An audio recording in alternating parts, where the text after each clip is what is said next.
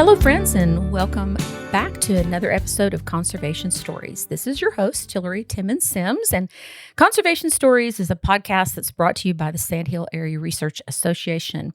And we are based right here in the heart of cotton country. And we have someone who has been in the cotton industry for a while, and especially on like certification kind of ideas of like what are ways that we can market, what are different customers looking for, and what are brands looking for. And I have asked Daren Abney to join us. So he's a local boy. He's a Lubbock boy, right? I am. Hi. So Daren, did you grow up in Lubbock? I say I grew up in Lubbock because I moved here when I was in elementary school. So there you go. Grew up in Midland, Odessa area. Came back up here to Tech. Yeah. Okay. All right. So you graduated from Tech and you just stayed around and you kind of fell into this role. I got sucked into the industry. Right. And I've been doing it now for 17 years, which I love. Yeah. But I have lived in Lubbock and I've traveled the world. I've been very fortunate in this industry to get to see a lot of diverse use of cotton, I'll say. Yeah. Yeah. Well, and I think most of the people that listen to us, if they've listened to any of the podcasts for very long, they'll know that we're right smack dab in the middle of 5 million acres. 3 million of that every year is cotton. 5 counties around us produce 70-something% of all U.S. cotton. Cotton's grading standards were set here. Cotton harvesting equipment happened on the Vardaman farm. So that we just have such a long history, and cotton is really what turned the economy around in this region for us. And so it's near and dear to everyone's heart. And it's actually so good for the environment. And so people need to be wearing more cotton. I know that one of the things that happened in our region, like good 30 plus years ago, was the pioneering of the organic cotton market. And we had good friends. I'm sure you know the Bingham family. Oh, yes. And I thought they were crazy. And I was like, it's a fad. It's going to go away. And it really has not gone away. Yeah. And people still like their organic food. And people still want, now that I understand, I used to be like, why does anyone want organic clothes? You're just wearing it. Doesn't make any difference. Now I'm understanding, oh my goodness, like things that we put on our skin can disrupt like our hormones. I'm like, this is the deal. Like, I don't know. Like, there can be things in that they put on in the clothes and it's not, to me, like by the time cotton leaves my field, like the fiber leaves my field, is it contaminated from my field? Personally, I doubt it. That would be a no. But that's my opinion. Well, but So the supply chain too, though, is so dense.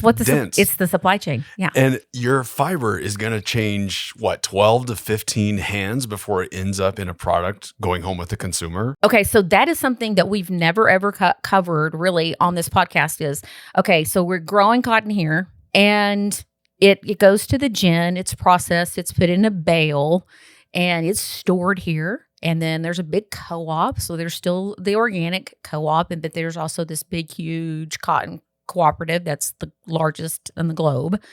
And so all these farmers work together. They market their cotton, and it's classed. Every single bale is looked at, like for the length and the color, all of these different standards.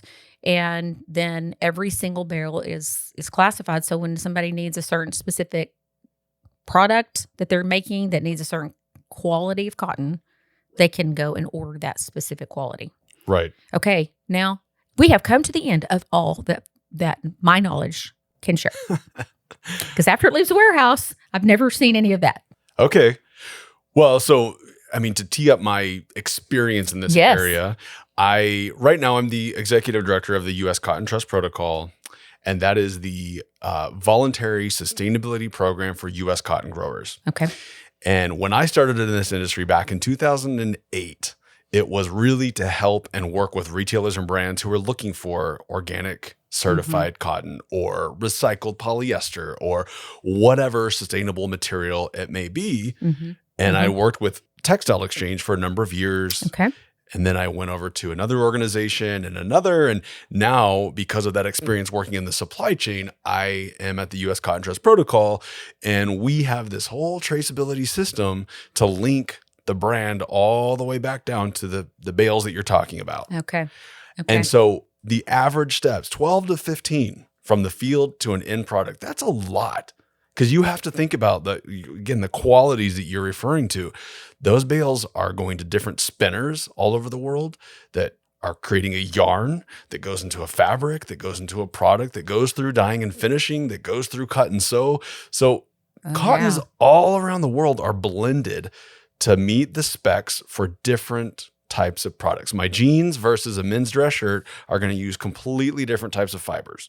Okay. Because there's different in application, you have a different hand feel, price, quality, all those things matter. Right. So the cotton classing office that's here in Lubbock, I've been to and through that a couple of times. Super interesting. We literally have machines that look at the cotton. So what all are they looking at? I mean, they're looking at length and micronair. Yes, strength, color, all of the details behind what makes that quality fiber, that quality of fiber, I think is what has given the U.S. such a reputation in the global market when they introduced mechanized grading back in the mid-1980s. Which happened in Lubbock, by the way. Yes. It's created, I believe, in someone's garage in Lubbock, Texas. Really? This is what I have been told by the people that know. I didn't know before I have this job, but now working for, at the protocol, we're a division of the National Cotton Council. And the NCC team was telling me at the drama and disruption of it becoming a mechanized process because grading had been done by hand for so many generations. Right? Right. So now it gives you the bale of cotton that you want and you order. If you're an Indian supplier or you're in China or Vietnam or wherever you're manufacturing, when you purchase a bale of U.S. cotton to meet a certain quality specification, you're going to get that specification. Yes, and it's traceable. Yes. It's a very sophisticated industry. And I think that personally, our region is responsible for that happening. Okay. I don't know the history of the region, but I'll take your word for it. I'll help you with that later. I'll give you some books. The unique bale identification system, though, that you're talking about, that's why the U.S. industry has always said that it's a traceable cotton. But the challenge has been for the brands and retailers who are using that cotton to be able to track that through the garment, the fabric, the yarn, all of that information is what we've done with the Trust Protocol now, and putting that together with a partner, Textile Genesis, we're seeing scale now. Just in the last 3 months, I would say brands that we work with, they're really utilizing that traceability function because they want to be able to verify the content of their product. Yeah, and we spoke with Liz Hirschfield, which that podcast will probably come on maybe the week before this, but about traceability. And one of the things that she said, like when she came to visit, she said, what I didn't understand until I came here was that you all were already doing these things. We just have to verify, so that these corporations that are buying it don't get in trouble, because they're following different kind of laws, different nations. Yeah. And so they're held accountable. They can't just go out and say something just because a farmer tells them. Yes. That has to be verified. And like our frustration of like, why do we have to spend so much money verifying? And how can we, like I had one lady tell me, she's like, I'm spending, like way, more than half of the money that I get in it's not subsidy. I'm sorry. I've lost the noun that I'm looking for, but they're giving people like a premium. Yeah. Right. Okay. So her premium that she gets paid, she's like, I spend like 3/4 of it on my certification. Yeah. Having that independent third party verification certification come and do the inspection and say, yes, it's the concept of not checking your own homework, right? You need someone to come That's a good way to look at it. Yeah. It is a challenge. And I will say that the way the industry has evolved just in the last 15 years, I'd say brands and retailers who were saying that to their consumer, we are quote unquote more sustainable. And I think that term sustainable has been overused quite a bit in the last decade. Yes. Yeah. And there's a lot of confusing definitions of that. It is. And to that point, I will tell you that when we say this, I say this very frequently on this podcast. So we have a friend that said, who the hell knows what sustainability means? Yeah. But stewardship is a verb and it makes you responsible. But I thought, what does it mean? And it's actually comes from an economic theory called the triple bottom line, where you are conscious of people, planet, and profits. And so when I learned that, I had less hatred for the word. Yes. And so that is like kind of the foundation of what we look at. And we're like, feelings about things are going to come and go. But what we always know is like we care about the environment and we love and care for our neighbors. And if we can't make a profit, we can't have a good impact on either one of those. Yeah. And so we have to keep those three things in balance, which is one reason why we work with the fossil fuel industry. We believe that there's those companies, sure, maybe some of them could do better. And by leaving the dialogue, we don't help them do better. And how can we partner with them in agriculture to do better? But we also know that energy is one of the first steps out of poverty. And we saw what happened when we didn't have energy during Harvey in Texas. People died, and so we know that also we're going to need about 60 times the amount of energy we have right now. So we're going to need energy from every source possible. So all that long-winded speech to tell you, we try to keep a balanced perspective. Yeah, on these things. I've always said that sustainability is businesses' ability to meet their needs today without compromising their ability to continue business in the future. That's a great way to put that. Yeah. And you can think about that with your family, with your business, with your home. You're not going to, I think brands today are really looking at raw materials, cotton included, as instrumental piece of their business that they have to address today in order for it to remain intact 20, 50 years from now. Because brands sell product. And if you don't have materials, you don't have product. Right. So I would say 20, 50 years ago, brands were not thinking that way. It was about finding the cheapest material at the cheapest cost to get it out there in the market and make as much as possible, depending on your business model. There's different models where you have high quality product that might last longer. But the spread of, I would say, buy-in for sustainability is more prevalent today and is not going away. Even though legislation and things are changing really rapidly right now, retailers and brands, I think, are still very committed to sustainability. Well, a lot of these are international companies. And so the ebb and flow, we have an unusual ebb and flow in the United States, right? Canada's kind of similar, but like the things that are happening across the globe, those are continuing in a certain direction, to mean more towards, policy and more towards, not having a lot of choices about what you do. But we still have that freedom here where cotton is a global commodity. Like it leaves us. That's why I don't know, because I've never followed it across the ocean when it leaves Texas, but it all leaves us. We don't have our mills here anymore. And and I don't think that's coming back. In the way that it used to be. Yeah. Just economies of scale, investments that have been made in other places of the world. Brands and retailers are going to continue to diversify. After COVID and the pandemic, we saw that they really started to look more at nearshoring in Central and South America. Right. But still, you cannot operate business the way they are today without those international supply chains. So as one of the largest consumer markets in the U.S., of course that product's coming back to us. Because it leaves, we do lose a lot of that economic value because it leaves. And that's something that it's been gone for a while. And I agree, like bringing that back and then the kind of jobs that would need, those jobs that would need to be filled. I'm not sure that we have the labor force for that as well. So yeah, I think you're right. I do think some of it has come closer to home though, right? It's probably a lot of it's in Mexico too. So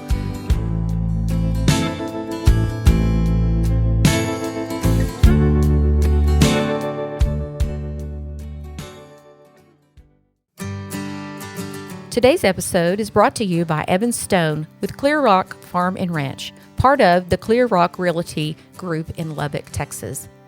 Evan understands West Texas land, agriculture, and what it takes to buy and sell farms and ranches in our unique region. If you're ready to make your next move, trust someone who knows the lay of the land. Visit Evan at clearrockrealty.com, serving Lubbock and the surrounding communities. Clear Rock Farms and Ranch, your partner on the plains.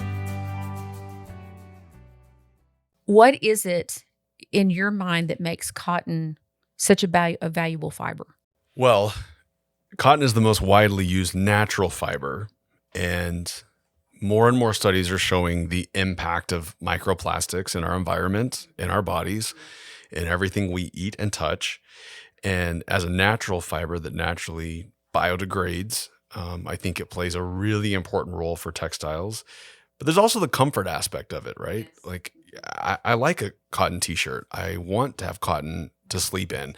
And I think as a natural fiber, the thing that makes it also so attractive and just, an important part of this world is the fact that cotton is grown on family farms. So the social aspect of that, you have that real connection to people who are working the land, stewarding the land, looking at soil health, all of those things that really, without sounding too much like a hippie or a tree hugger here, yeah. I think it's an important aspect of the world that, growers are the foundation of society. And if we don't have that, then we've got a problem. Right. Exactly. It's about security, national security. And for us, it's the security of our economic region, and I think we're going to see in some diversification, of production methods and crops. Sure. As we run out of water, but I think that there's also, if you listen to our podcast, you will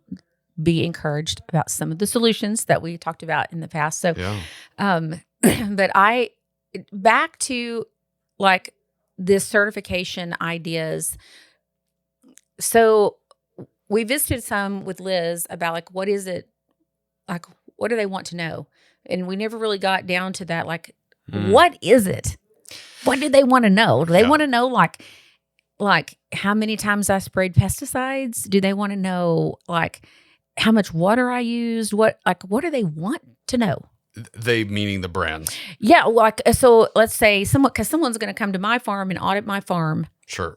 And to make sure that whatever the brands are wanting, they're confirming that I'm providing them the cotton that meets whatever standard that they have set. Right. In growing. So I would say that there is such a wide range of certifications in the market today.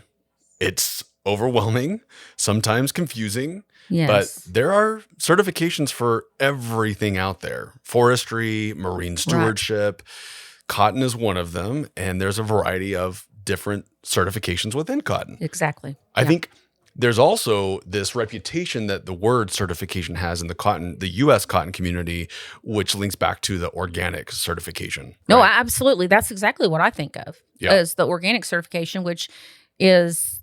And that I got a little confused visiting with Liz about this, and we didn't really have time to follow up, but it's USDA certified organic. Yes. And so why do we not have the USDA certifying these other things? Right. I would say, well, there's a lot of reasons behind that, but as a standard owner, you have a certain set of criteria that has been following certain credibility principles, and say you're building those principles based on consultation with a lot of people who are involved in that process. And the stringent criteria inside of organic is very clear in the minds of consumers, and people are using it, saying no chemical use, no synthetic fertilizer use, et cetera, et cetera. Well, there's also a lot of holes that get poked in that certification from others in the industry who say, well, what about water use? What is it doing about social criteria? What's it doing about X, Y, and Z?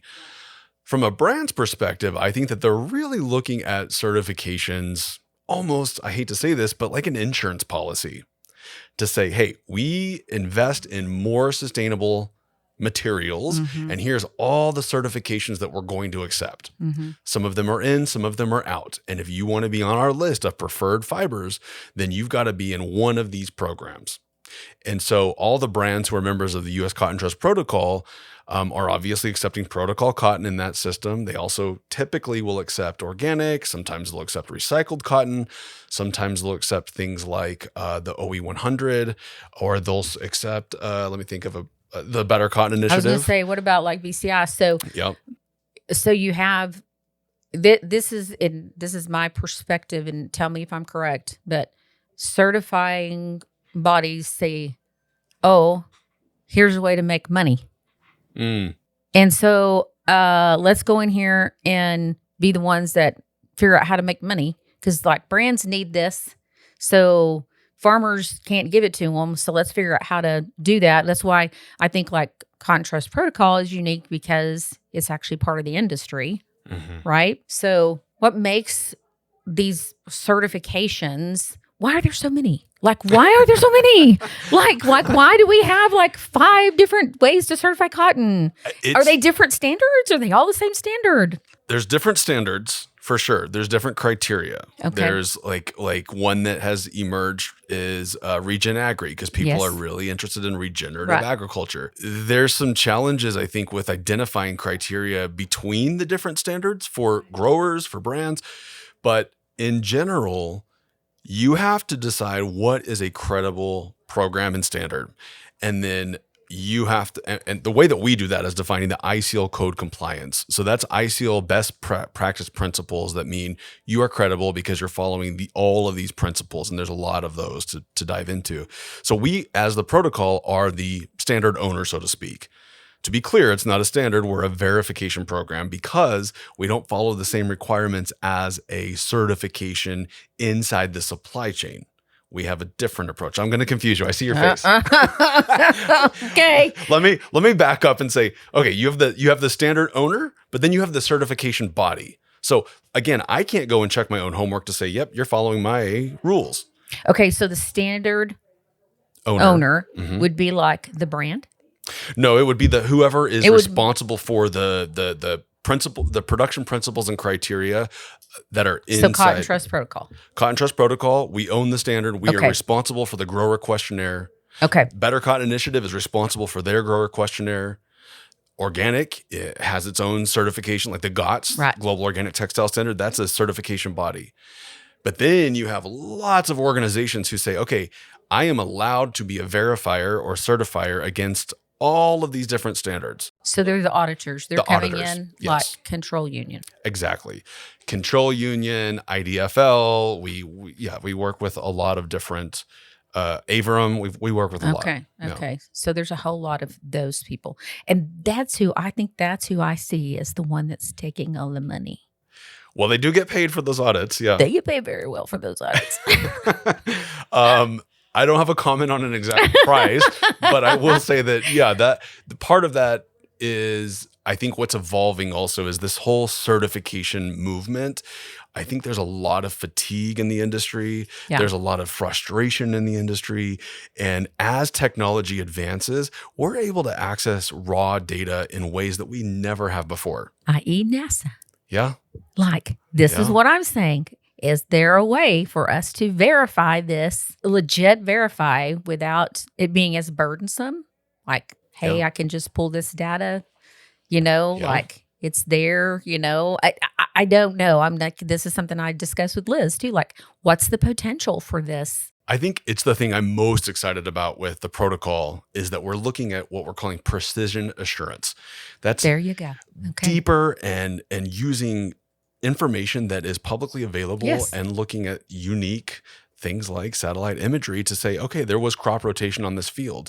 You don't have to send someone, pay someone a couple $1,000s to come and do the inspection. If that's what the price is, I don't actually know. I shouldn't quote that. Yes. No, it's more than that. So there you go. Mm-hmm.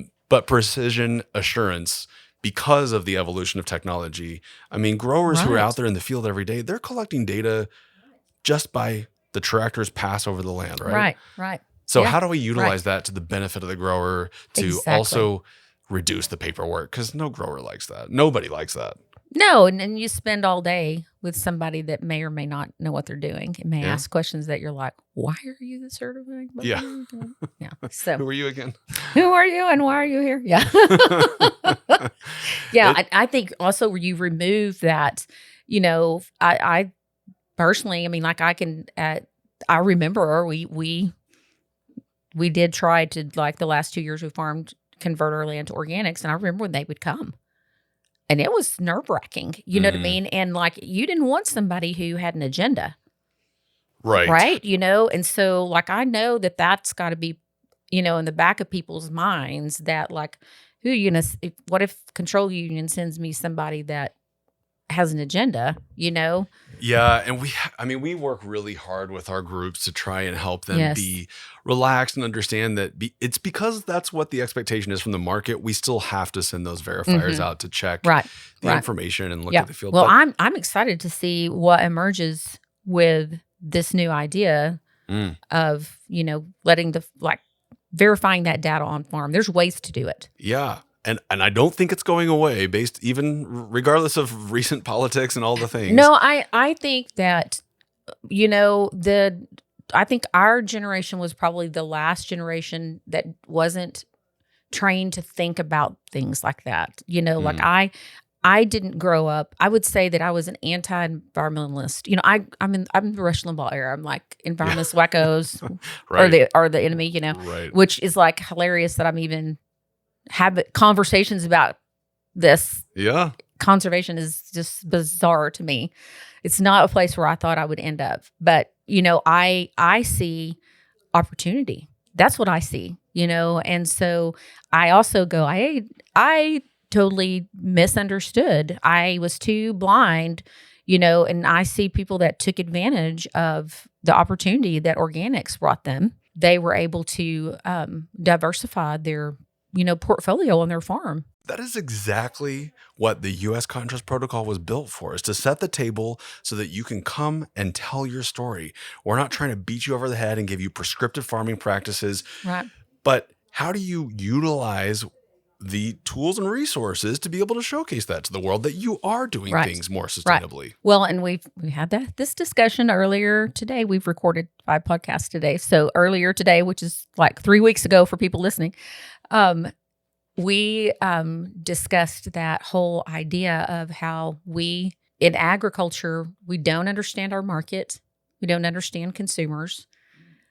Liz brought up the point that, like, literally a lot of consumers do not know that there is a label in their clothes that tells them what their clothes are made out of, and and that just blows my mind. That is something I would never have ever thought. But we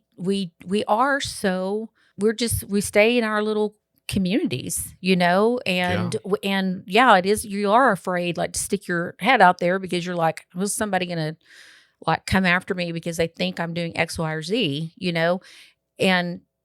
but when we don't do that, we miss that we're not understanding the market, and we really do have a customer. Yeah. And more, we have to figure out who they are and what they want, and how do we reach them, and then how do we, if we work towards advocating for agriculture, how do we stop preaching to the choir? And is there a way for us to, let's don't talk about things that are touchy subjects. Let's talk about the realities of, what it's like. I love my animals. Right. And I, like Lacey calls her herd is the girls. Mm-hmm. And she knows every single one of them. She understands and remembers every calf that they've ever had. And, that's the kind of story. But the rancher down the road knows that same thing. And if we bring in conversations that isolate, because we don't know our clients, we don't know our customers, we don't know our market, they quit listening, and then we're just preaching to the guy down the road. It's interesting because it makes me think at the opposite end of the supply chain, retailers and brands, it used to be the same thing, that they were so worried about, if I was doing something sustainable, it was an organic cotton t-shirt line in the store, and that's it. And then there was this trepidation that came in 2010, 2012, 12 period where, oh man, what about the other 95% of product I have in the store? Is the customer going to call me out? Am I going to be bad for that? And there was this big shift in just looking at all materials. And recently, in the last few years, there's been this recoiling of talking about their materials or any kind of sustainability for fear of getting in trouble. Right. And I think brands who are succeeding right now financially are getting out there and talking about it. They're showing their customers, this is the source, this is what we're doing, what we're working on. We're not perfect, but we're working on it. Right. And that's one of the things, Liz, that is all, being authentic about the way you talk about these things, and the folks that are still out there doing that are trying to do it in an authentic way, which I think that really that resonates with people. I think we've gained a lot, through the use of our cell phones, and we know about all kinds of things, but we've lost a lot of the relationship, ability. It's just like Liz saying, when I came, it changed everything. We've got to do more of that. And what you just said about being authentic, I think that goes back to one of the earlier questions you asked. What do I love about cotton? I love that if you sit down with a cotton grower, you're going to have an authentic conversation. And it's true. It's so true. And it's what draws people in, which is why I think anytime we bring these guys from retailers and brands who work in their office in New York or San Francisco and have never been to a cotton field, and they get to see it and touch it and feel it, it's a forever education. They're going to carry that with them the rest of their career. It would be so fun, to me, to really do honing in on Lubbock, the consumers in Lubbock. Oh yeah. They have a vested interest in the cotton industry. They don't know it, but so much of their economy, and so we've talked about we definitely need to have, field days for consumers here, and introduce them to agriculture.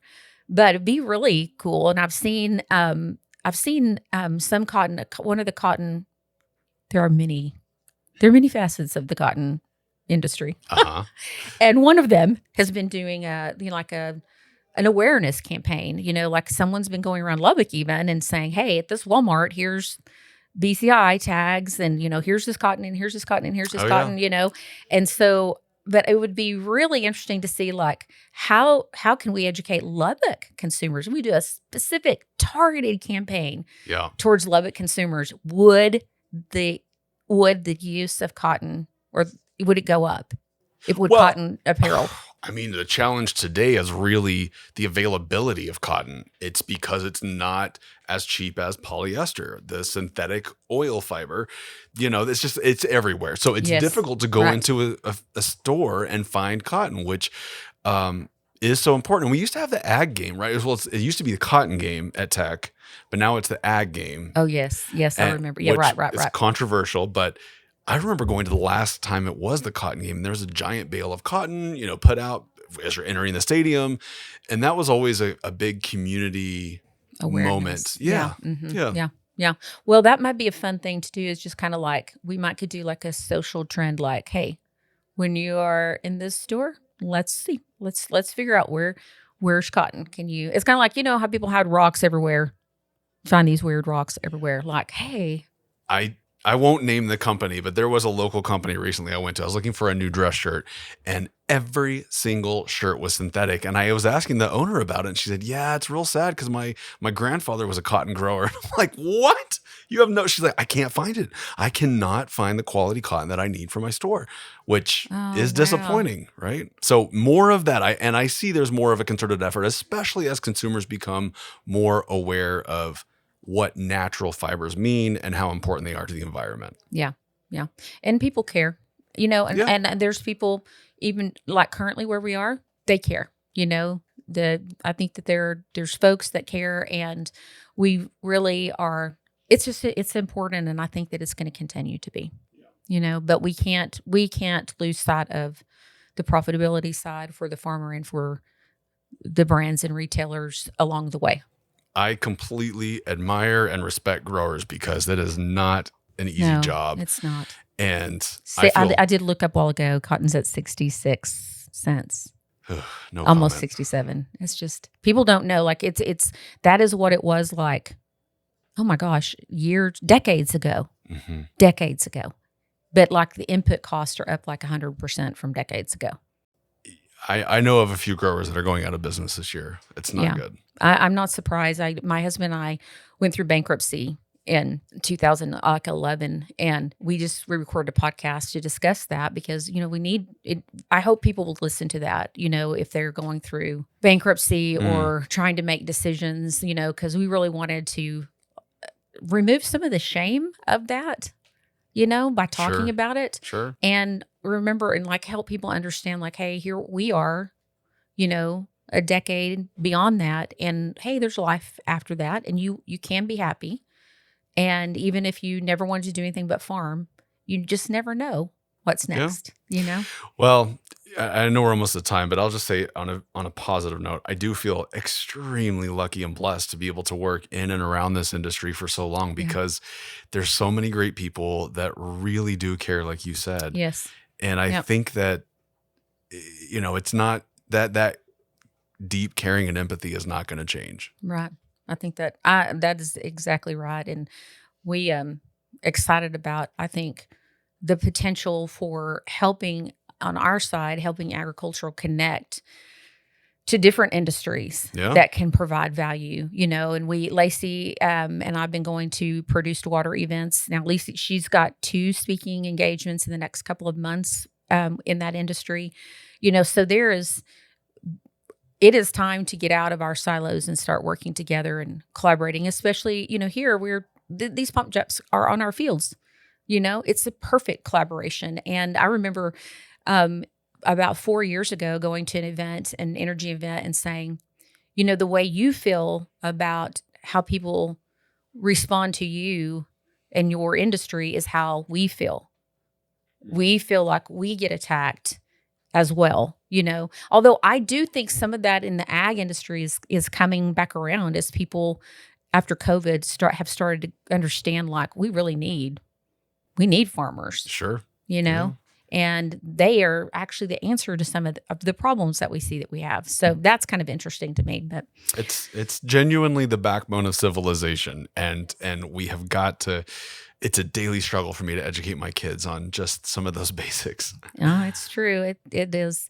It's important for society and particularly for us. So thanks for coming. Yeah, thanks for having me. It was great to catch up today. Yeah, it was really great. Daren, I appreciate you giving us your time and lending your expertise so that I could grow my knowledge and the listeners get to do that as well. So, well, friends, thanks for joining us again for this episode of Conservation Stories. If you have found it to be helpful and enjoyed any of the episodes you've listened to, would you please like and share that? It's super helpful to us. And we look forward to another episode coming at you next week. Conservation Stories.